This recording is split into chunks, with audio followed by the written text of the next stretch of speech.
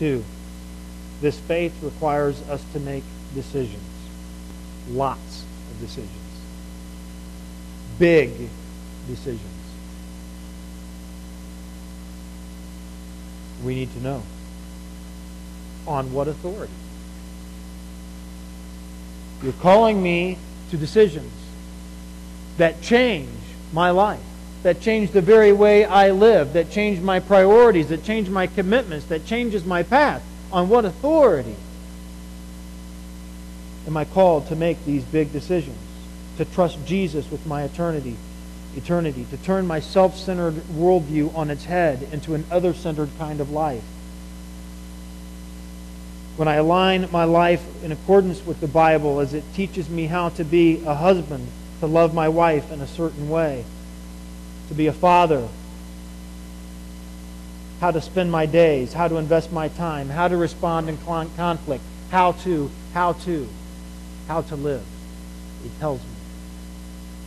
Is it true? Third, if the Bible is true, then it describes the only way to eternal life. If what's written here is true, then it is telling us, it is providing for us and all the world the one and only way to eternal life. In Psalm 96:5, the psalmist wrote, "For all the gods of the nations are idols." In John 14:6, Jesus said, "I am the way and the truth and the life. No one comes to the Father but through me."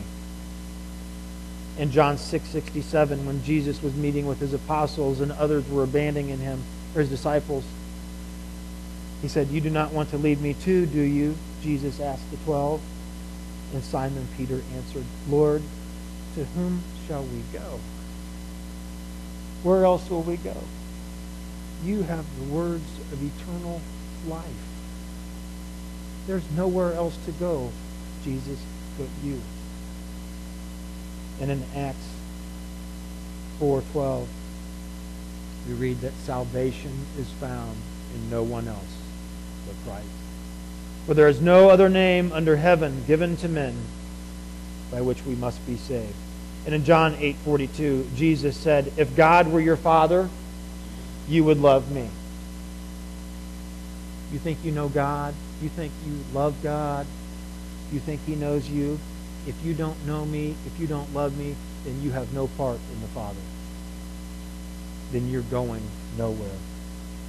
And in 1 John chapter 5, verse 12, the Apostle John said, "He who has the Son has life. He who does not have the Son of God does not have life."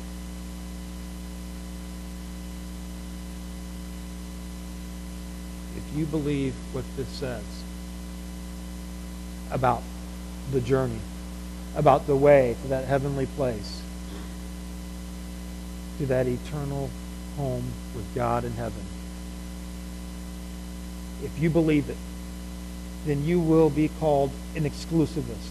You will be called mean-spirited, narrow, arrogant. Because to say you believe what this says means that you're telling everybody else they're wrong. Here's the truth. This book,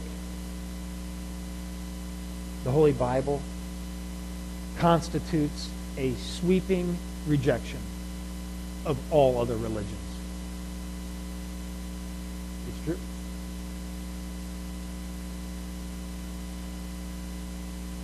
Let's be sure, right, that it's true. I am. But let's talk about how, because it's important that we are. Why does it concern us to know whether the Bible is trustworthy? Lastly, number 4, because building our lives on a mistake would be pitiful. Building our lives on a mistake would be pitiful. At best, If what we profess as true is not true, it is at best a colossal waste of time. Right? I mean, if this isn't all true, I'm wasting my time and yours, and we're all wasting our time. I'd be so much better off if the end of my life is the end of my life. When I reach the grave, that's it. I'll tell you what, I'd rather go out and earn as much money as I possibly can and experience as much pleasure as I can along the way, because if this is my only shot, I might as well just go and live it. I am wasting my time. At worst, if we profess to be true is not true, and there is something else out there that is true that could lead us to eternal life, then this is worse than a colossal waste of time. This is distracting us from finding out other truth.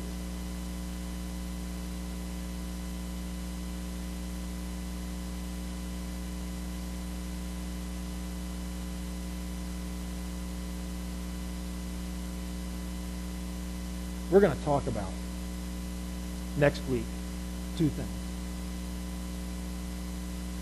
One, what does the Bible have to say about its own reliability, about its own authority in our life? And second, how can we justify submitting our lives to the truthfulness and to the authority of this book for our journey? Because one thing I know, and one thing I learn more and more together with so many of you, this is the map. This is our map. To hold, to have, to know, to learn, to live for this journey and the next. I'm excited.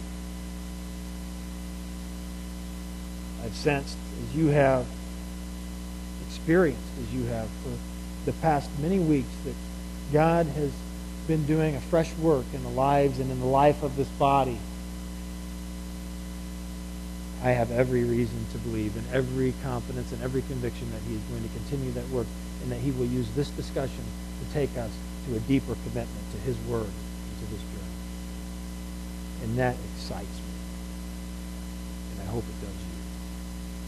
I'm going to close by sharing with you a video by the Maranatha Singers called Thy Word.